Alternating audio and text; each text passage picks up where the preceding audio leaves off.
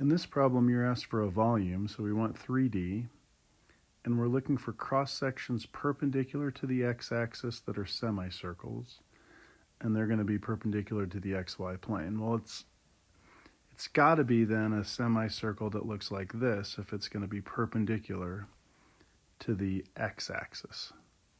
So here's a series of kind of in 3D what those semicircles would look like.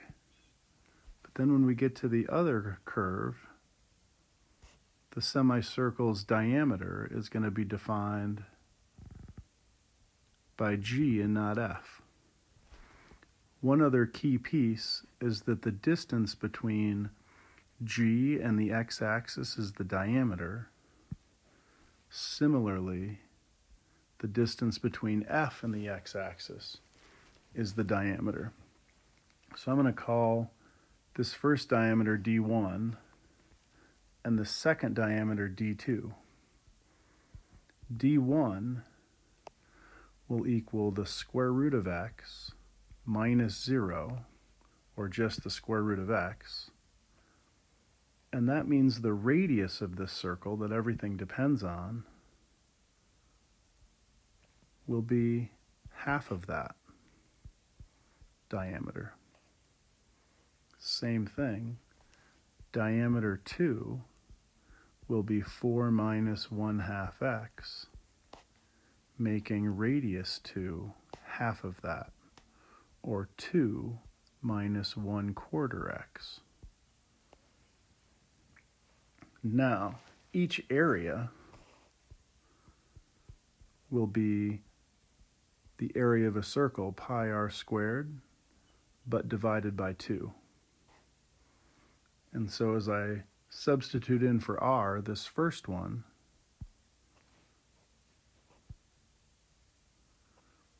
will be pi times the square root of x over 2 squared. And the next area, call it area 2, will be pi 2 minus 1/4 x squared divided by 2. There's two different dividing by 2's. This 2 is because we're really looking for half of a circle, whereas this 2 is taking the diameter to the radius.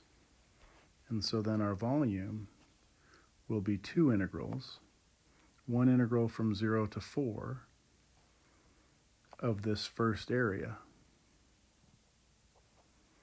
pi over 2 times the square root of x over 2, all squared because this entire thing is a radius, plus the integral from 4 to 8 of this second area, pi times 2 minus 1/4 x.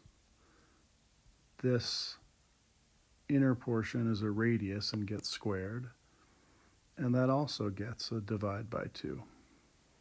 And there's lots of different ways to write this. Some people would choose to factor this pi over 2 out. That wouldn't be wrong, but what you see here is also correct.